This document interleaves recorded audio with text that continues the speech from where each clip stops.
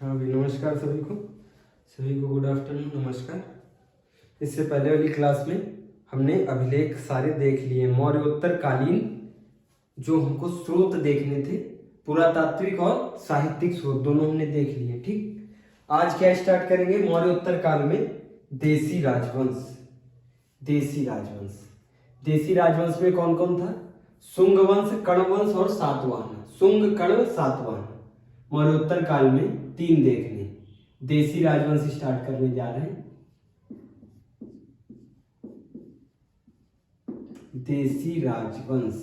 देशी राजवंश में पहले किसको देखेंगे हम भाई?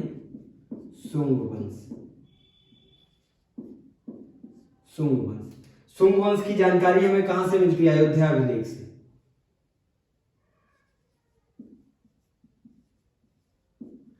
इस वंश की जानकारी हमें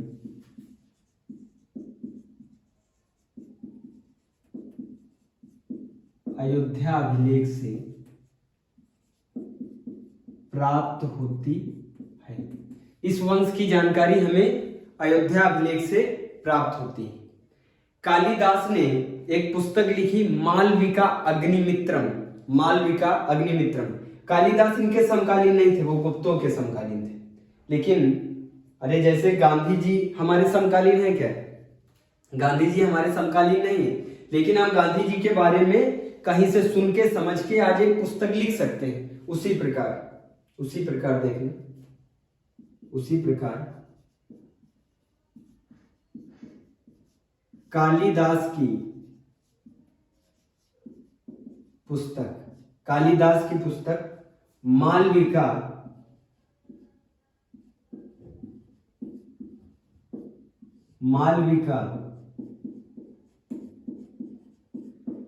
अग्निमित्रम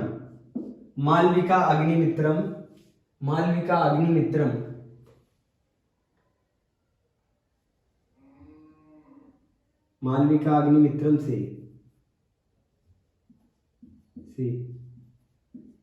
हमें इस वंश की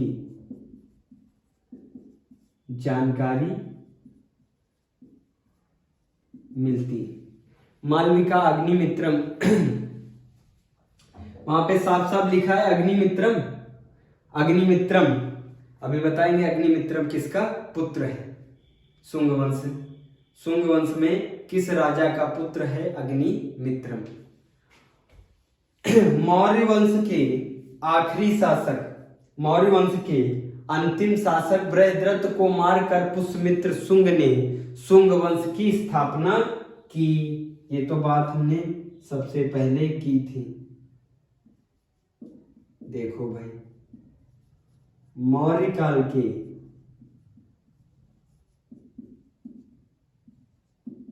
अंतिम शासक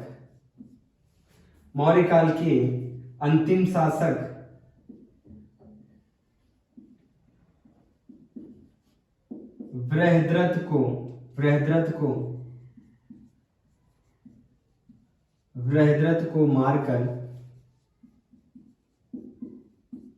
पुष्यमित्र शुंग ने शुंग वंश की स्थापना की। ये तो हमने देखा था कैसे से कि कैसे इन्होंने भरी सभा में मौर्य वंश के आखिरी शासक बृहद्रथ को मारकर अपने वंश की स्थापना करता है। यहां तक आया समझ में?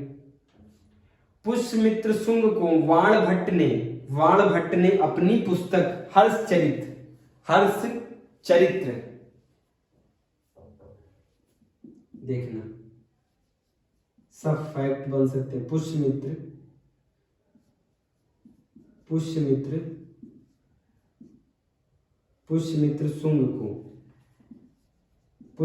शुंग को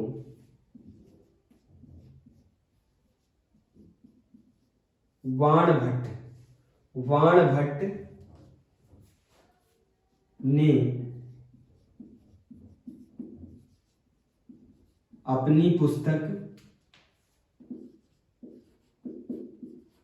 हर्ष चरिता, हर्ष चरिता, हर्ष हर्ष चरिता अपनी पुस्तक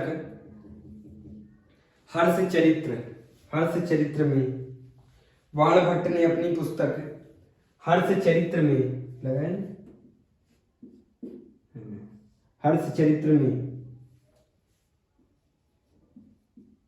अनार्य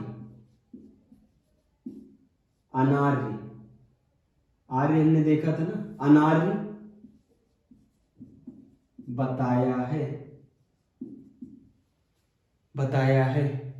जबकि ये क्या कहता है अपने आप को, पुष्यमित्र सुंग क्या कहता है, हम एक कौन है, ब्राह्मण है, हम एक ब्राह्मण हैं और दूसरे राजा हैं। देखो कितनी अच्छी बात, एक तो ब्राह्मण दूसरे राजा, मतलब ब्राह्मण का सीधा संपर्क, उस समय में ब्राह्मण का सीधा संपर्क किससे माना जाता था, भगवान से। कहते थे ब्राह्मण का सीधा संपर्क भगवान से होता। अब वही बन गया राजा, तो मतलब भगवान ही क्या बन गया, राजा। भगवान ही क्या बन गया, राजा बन गया। ऐसा कॉन्सेप्ट नहीं आ जाएगा, ऐसा कॉन्सेप्ट आ जाएगा। देखना भाई, अयोध्या अभिलेख ये लिखा है ना, अयोध्या अभिलेख, फिर देखना। अयोध्या अभिलेख के अनुसार पुष्यमित्र सुंग ने 2 यज्ञ करवाए।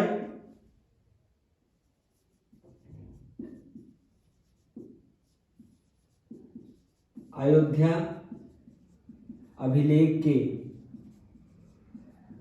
अनुसार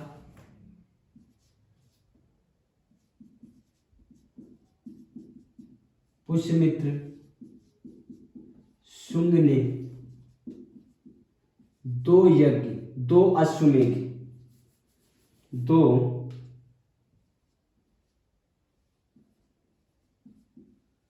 अश्वमेध यज्ञ करवाए,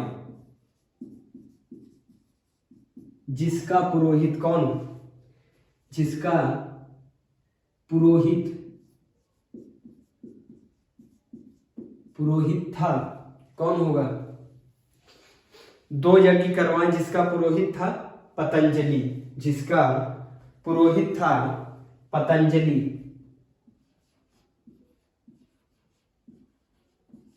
जिसका पुरोहित था पतंजलि, 2 यज्ञ करवाए जिसका पुरोहित था पतंजलि।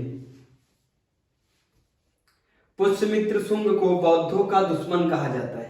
कहा जाता है जब इसने बृहद्रथ को मारा और अपने शासन की स्थापना की, जब इसने मौर्य काल के बृहद्रथ को मारा और अपने शासन की स्थापना की, तब इसने सबसे पहले अटैक किस पे किया, बौद्ध धर्म पे, बौद्ध भिक्षुओं पे, बौद्ध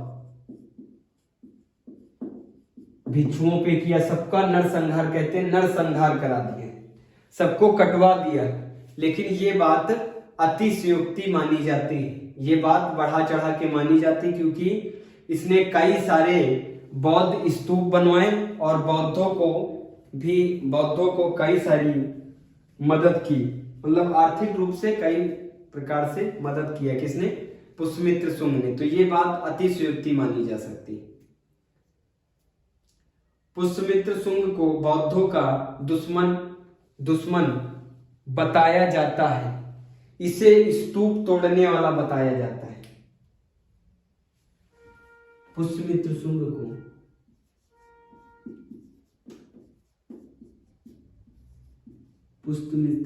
को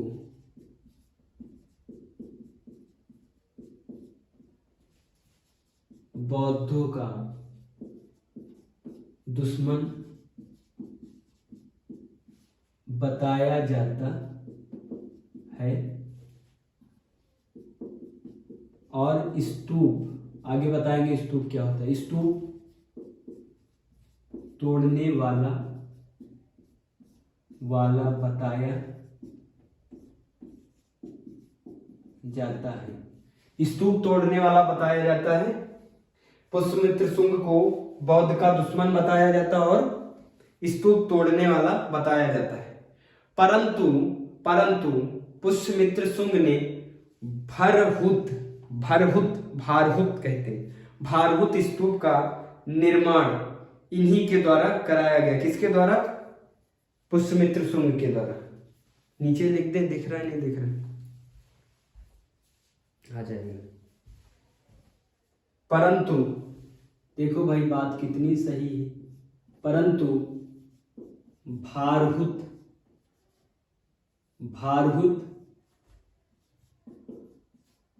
स्तूप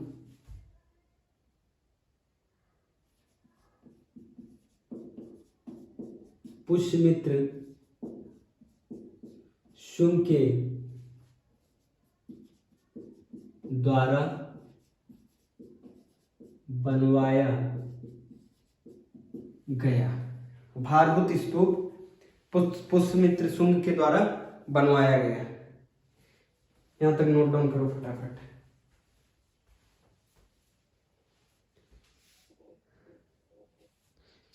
देखो इसमें फैक्ट भी है और यही फैक्ट अब उठा के क्या कथन में रख देते, यही फैक्ट को कॉन्सेप्ट बना देते, कॉन्सेप्ट में ले जाके घुमा देते एग्जामिनर। याद रखना सारे फैक्ट। पुष्यमित्र शुंग, देसी राजवंश पढ़ रहे हैं भाई, देसी राजवंश में क्या पढ़ रहे हैं? पुष्यमित्र शुंग।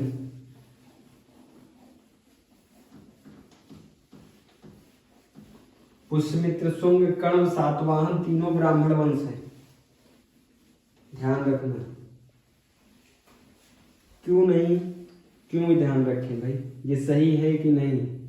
क्योंकि जब वो इंसान ही कह रहा है, लिखवा रहा, उत्कीर्ण करवा रहा कि हम एक शुद्ध ब्राह्मण हैं, तो मानना पड़ेगा हाँ ब्राह्मण होंगे भाई, तब तो कह रहे हैं।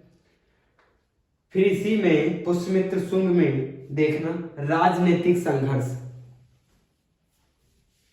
राजनीतिक संघर्ष।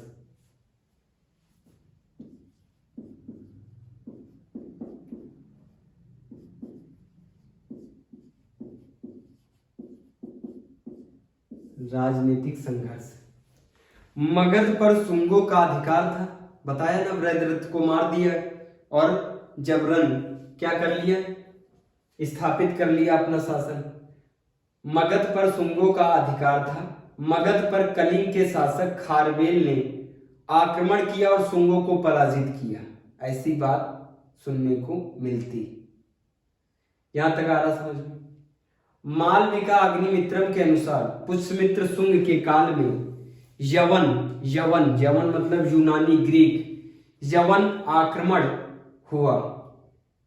मालविका अग्निमित्रम के अनुसार पुष्यमित्र शुंग के काल में यवन आक्रमण हुआ। शुंग काल में विदिशा एक महत्वपूर्ण सांस्कृतिक केंद्र था। राजनीतिक संघर्ष में दो चीजें लिख लो कि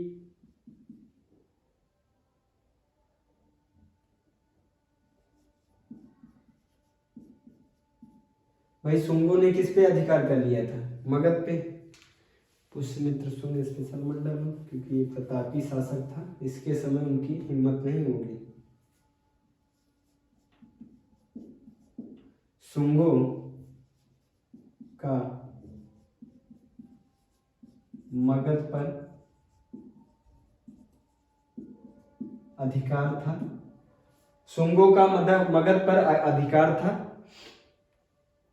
मगध पर कलिंग के शासक खारवेल ने आक्रमण किया और शुंगों को पराजित किया। और मगध पर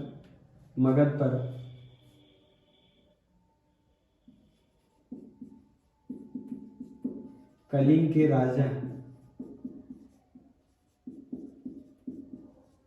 खारवेल ने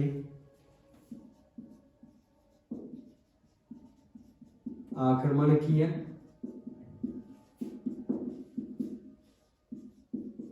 और शुंगों को पराजित किया। मालविका अग्निमित्रम के अनुसार पुष्यमित्र शुंग के काल में यवन आक्रमण हुआ।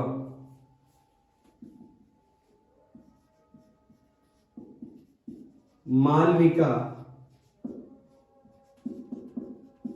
अग्निमित्रम, मालविका अग्निमित्रम के अनुसार, मालविका अग्निमित्रम के अनुसार पुष्यमित्र शुंग के काल में, यवन मतलब ग्रीक, ग्रीक मतलब यूनानी, यवन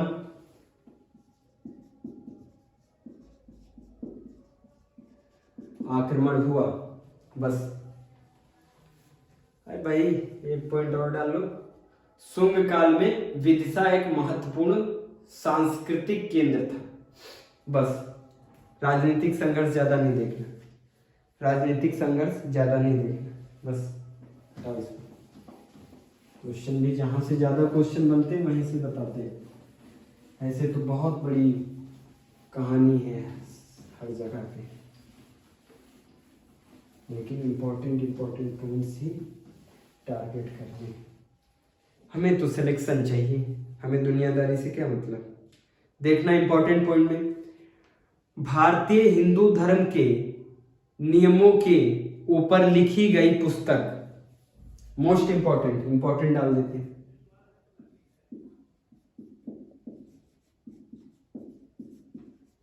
भारतीय हिंदू धर्म, भारतीय हिंदू धर्म के नियमों के ऊपर लिखी गई, भारतीय हिंदू धर्म की नियमों के ऊपर लिखी गई पुस्तक कौन सी है, बताना कौन सी है वो पुस्तक। मनुस्मृति, लिखी गई पुस्तक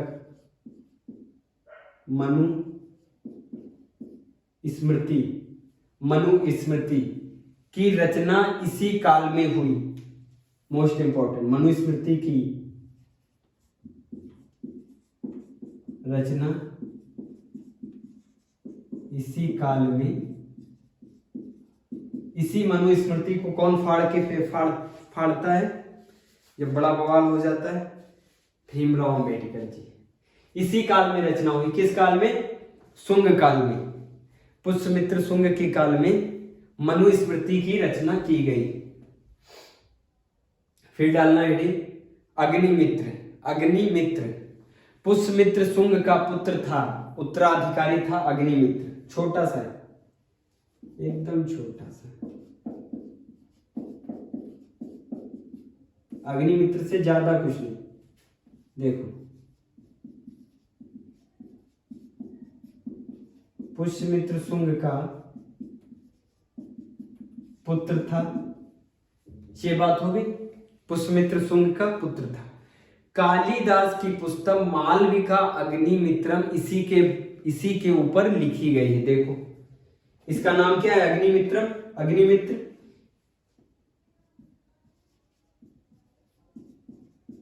कालिदास की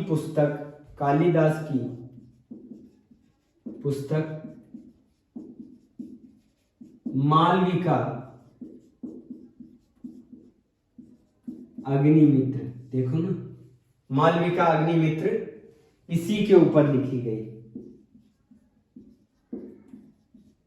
इसी के ऊपर लिखी गई है। किसके ऊपर लिखी गई है? अग्निमित्र के ऊपर लिखी गई। शुंग वंश का पतन। शुंग वंश के आखिरी शासक देवभूति की हत्या उसके अमात्य मंत्री, याद करो बृहद्रथ का मंत्री कौन था? पुष्यमित्र शुंग। जैसी करनी वैसी भरनी, जैसा करोगे वैसा ही आगे मिलेगा। देखो, वैसा ही मिल रहा है इनको। शुंग वंश का पतन देखो कैसे हुआ। शुंग वंश का पतन,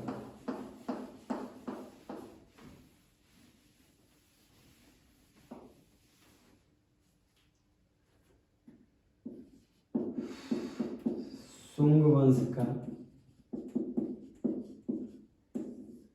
वंश का पतन देखना। शुंग वंश का पतन, शुंग वंश के अंतिम शासक देवभूति की हत्या उसी के मंत्री वासुदेव ने की।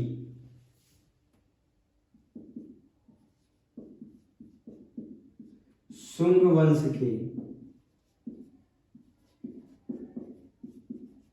अंतिम शासक देवभूति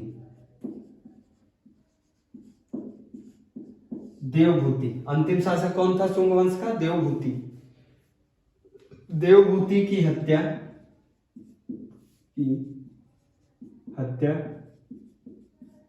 उसी के मंत्री मतलब अमात्य। पुष्यमित्र शुंग भी तो अमात्य थे किसके? बृहद्रथ के। उन्होंने उनकी हत्या की थी, इसने इनकी हत्या कर दी। शुंग वंश के अंतिम शासक देवभूति की हत्या उसी के मंत्री वासुदेव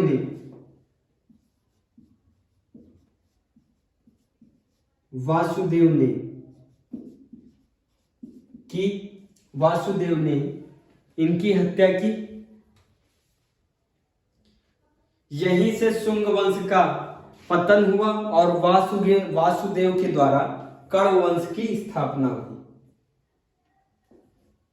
इनकी हत्या इनके मंत्री वासुदेव ने की और कण्व वंश की स्थापना की। इनकी हत्या करके कण्व वंश की स्थापना की। अब देखेंगे भाई, ये जो शुंग वंश था इसकी डेट, अगर डेट पूछी नहीं जाती, अगर देखना हो तो देख लेना। 185 बीसी से, बिफोर क्राइस्ट से 75 बीसी शुंग वंश का एक काल है। अब देखो कण्व वंश 75 बीसी तक शुंग वंश का हो। अब देखेंगे कि कण्व वंश 75 बीसी से 30 बीसी, जीसस के जन्म से 30 साल पहले तक कण्व वंश।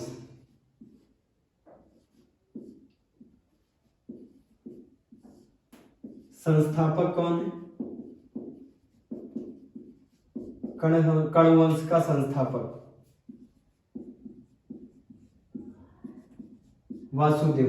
वासुदेव इसका क्या है? संस्थापक है।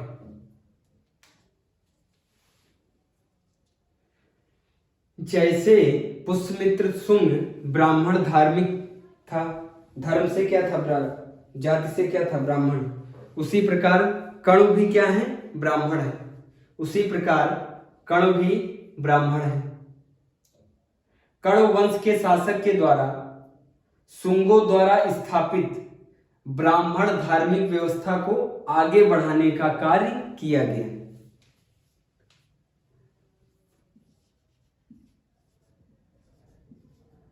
कण्व वंश के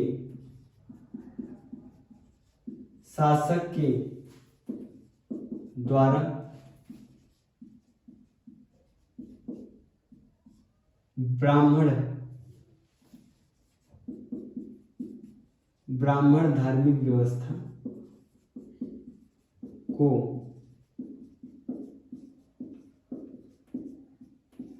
आगे बढ़ाने का कार्य किया गया। यहां तक लिख, बस छोटा सा कण्व वंश में ज्यादा नहीं पढ़ना। कण्व वंश के अंतिम शासक सुशर्मन की हत्या, कण्व वंश के आखिरी शासक कण्व वंश के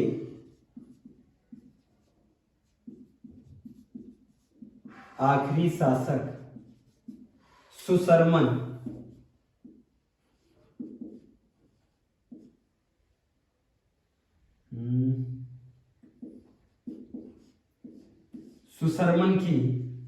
सुशर्मन की हत्या सिविक द्वारा की जाएगी। सुशर्मन की हत्या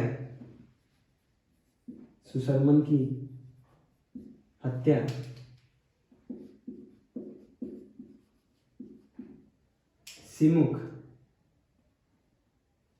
सिमुक सिमुक द्वारा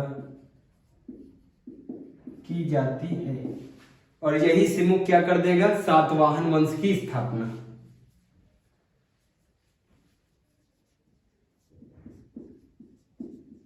यही सिमुक सातवाहन वंश की स्थापना करता है। अब पढ़ना डिटेल से सातवाहन वंश, नोट डाउन करो। अब पढ़ना डिटेल से सातवाहन वंश, ये इंपॉर्टेंट है। सातवाहन वंश, शुंग वंश हमने देख लिया, सातवाहन वंश, सातवाहन वंश, कर्ण वंश देख लिया, शुंग कर्ण देख लिया, सातवाहन वंश रीडिंग, ये इंपॉर्टेंट है। सातवाहन वंश, देसी राजवंश में सातवाहन वंश मोस्ट इंपॉर्टेंट है। इसी में सातकर्णी प्रथम, गौतमी पुत्र सातकर्णी, महान शासक इसी में है।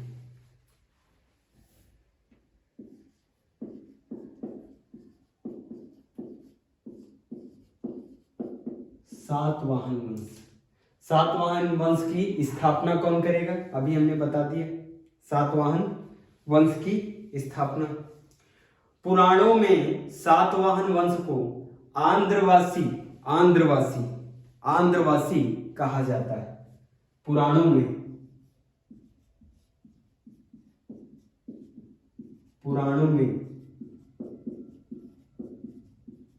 सातवाहनों को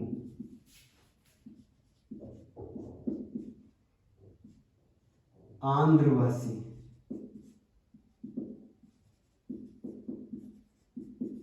कहा जाता है। आंध्रवासी कहा जाता है। पुराणों के अनुसार सातवाहन ने 300 वर्ष तक शासन किया। पुराणों के अनुसार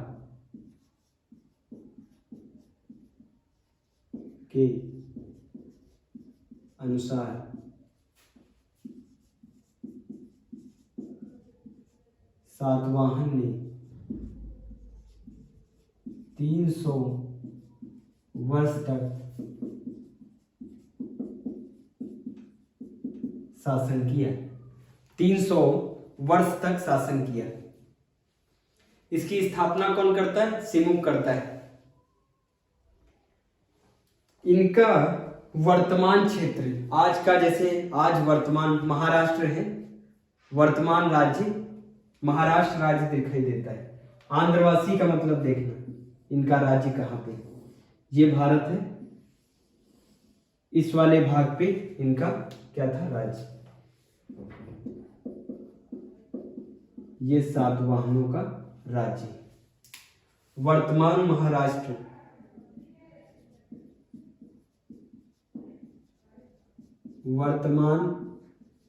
महाराष्ट्र में इनकी सत्ता स्थापित थी। वर्तमान महाराष्ट्र में इनकी सत्ता स्थापित थी।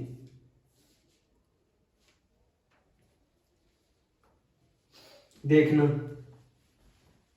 इसके संस्थापक कौन थे, सिमुक। सातवाहन के संस्थापक हमने बता दिए ना, फिर से देख लो, सिमुक। सिमुक के बाद इनका भाई कृष्ण बनेगा। सिमुक के बाद अब आएगा कौन, कृष्ण। शासक डाल लो, दूसरा कौन है, कृष्ण। दूसरा कौन है, कृष्ण। ये सिमुक का भाई एवं उत्तराधिकारी था। ये सिमुक का, कृष्ण कौन है, पुत्र नहीं है, भाई।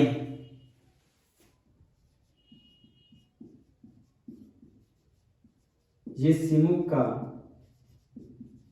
भाई एवं उत्तराधिकारी था। इसने साम्राज्य विस्तार का कार्य किया।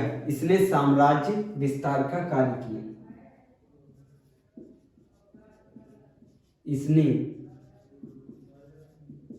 साम्राज्य विस्तार का कार्य किया।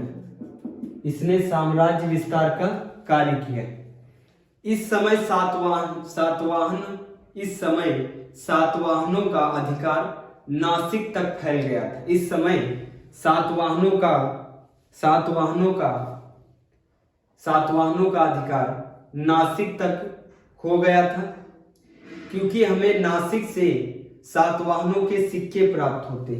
इस समय कृष्ण के समय, शासक कृष्ण के समय, इस समय इनका साम्राज्य नासिक तक फैल गया था।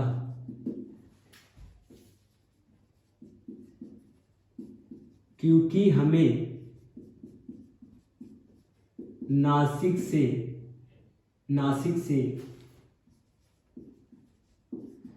इनके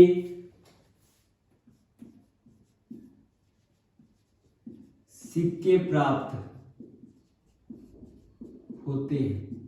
नासिक से हमें इनके सिक्के प्राप्त होते हैं। नासिक गुफाओं का निर्माण भी कृष्ण के द्वारा कराया गया।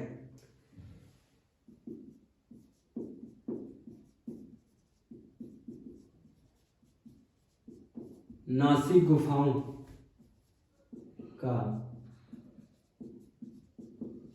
निर्माण भी कृष्ण के द्वारा कराया गया। यहां तक नोट डाउन करो फटाफट। कृष्ण, सिमुख के बाद कृष्ण हमने बता दिया। नासिक गुफाओं का निर्माण भी कृष्ण के द्वारा कराया गया। अब कृष्ण के बाद आएगा कौन? सातकर्णी प्रथम।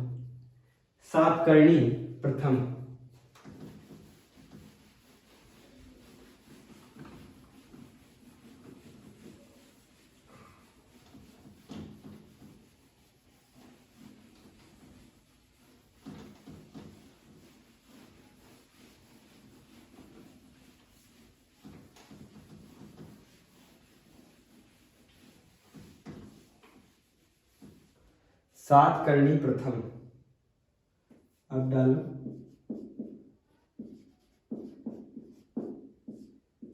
सातकर्णी प्रथम ये सातवाहन वंश का पहला प्रतापी शासक था। ये सातवाहन वंश का पहला प्रतापी शासक था, जिसने बृहद साम्राज्य विस्तार किया, जिसने बड़ा साम्राज्य विस्तार किया।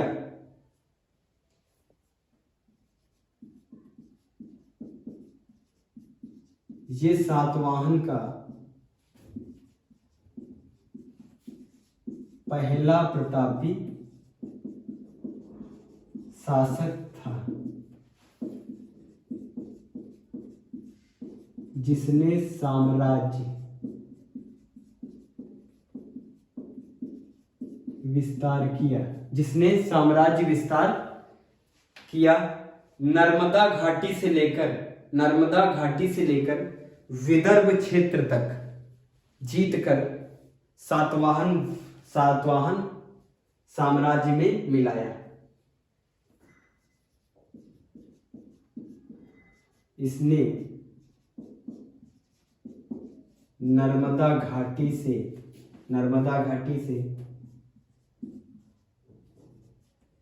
विदर्भ क्षेत्र तक जीत हासिल करके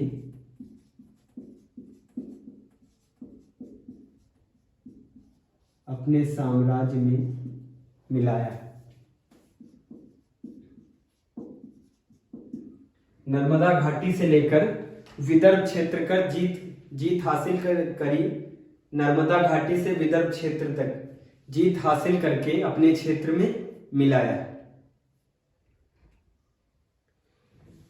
भारत में इसने भूमि अनुदान की शुरुआत की। भारत में सबसे इंपॉर्टेंट,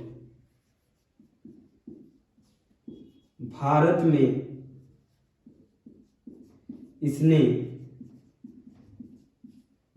सबसे पहले भूमि अनुदान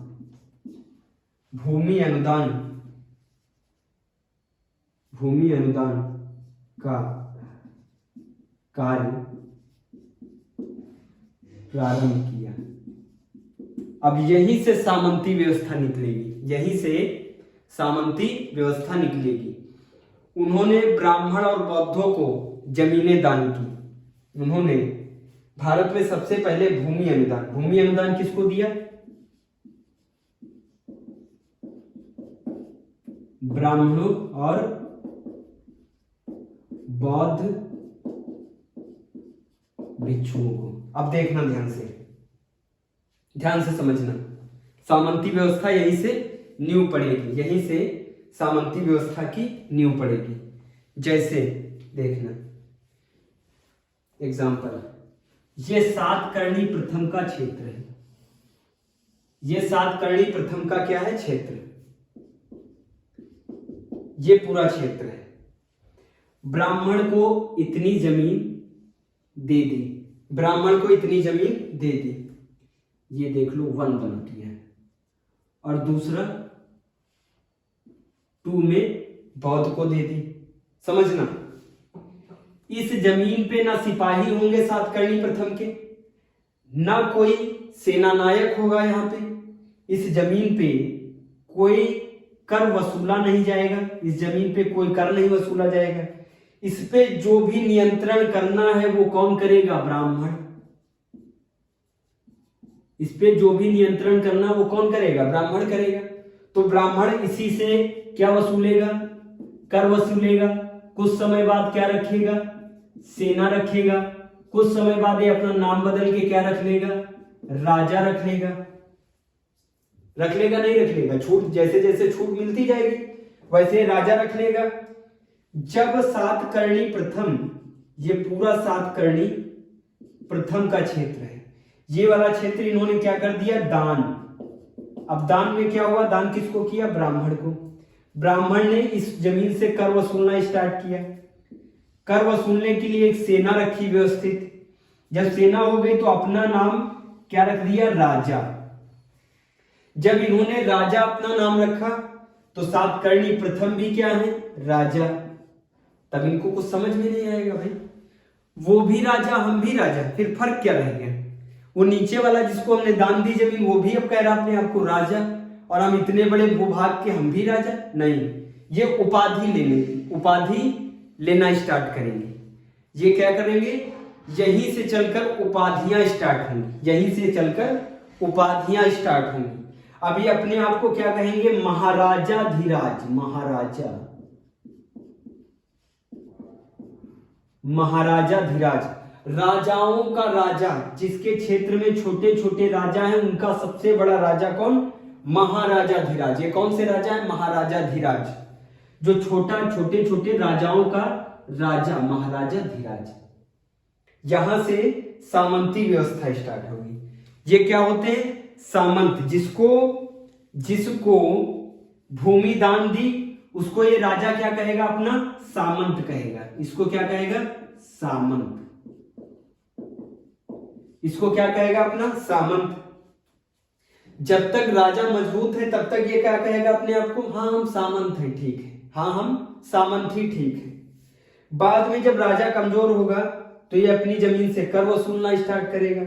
कर से धीरे से क्या कर रखेगा? सेना रख लेगा। सेना से अपना नाम चेंज करेगा। सामंत से क्या बन जाएगा? राजा बन जाएगा।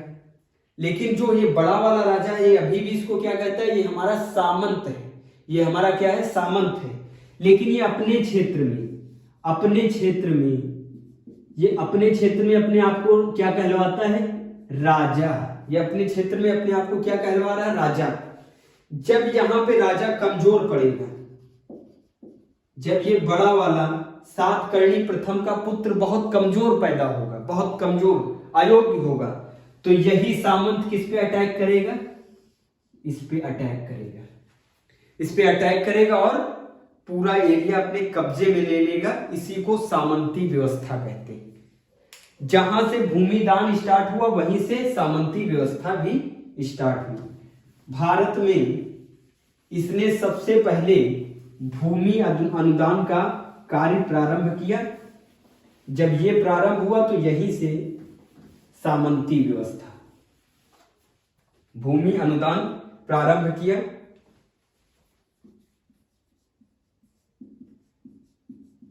यहीं से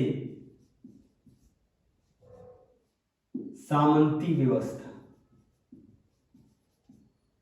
सामंती व्यवस्था भी प्रारंभ हुई, सामंती व्यवस्था भी प्रारंभ हुई।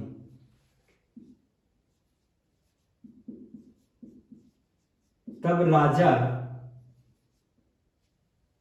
यहीं से उपाधियां भी स्टार्ट हो जाएंगी।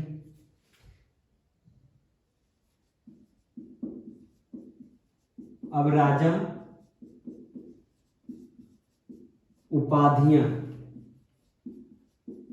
लेना शुरू करेगा।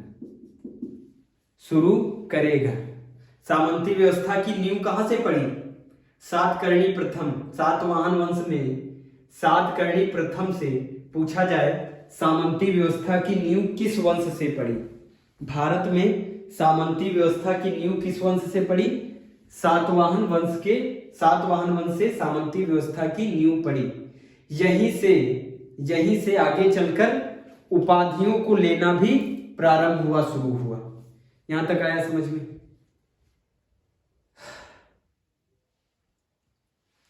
सामंती व्यवस्था क्या होती है समझ में आ गया? नेक्स्ट क्लास में स्टार्ट करेंगे सामंती व्यवस्था। राजा ने अनुदान में किसी जमीन का टुकड़ा दे दिया किसी को, किसको दे दिया? ब्राह्मण या बौद्ध भिक्षु को, या फिर कोई अधिकारी है इनके वहां जिसकी सैलरी बहुत पेंडिंग हो गई, तो कह रहे सैलरी ना लो, थोड़ा जमीन का टुकड़ा ले लो। किससे कहा? किसी अपने अधिकारी से। वही अधिकारी उस जमीन का जब टुकड़ा ले लेगा तो उस पर सेना का कोई रोल नहीं रह जाएगा, राजा की सेना का रोल खत्म हो जाएगा। ये सब आगे बताएंगे नेक्स्ट क्लास में। सामंती व्यवस्था क्या होता है कल ही की क्लास में सातकर्णी, गौतमीपुत्र सातकर्णी के बारे में जानेंगे, मोस्ट इंपॉर्टेंट है। यहां तक नोट डाउन कर लो फटाफट। धन्यवाद सभी को।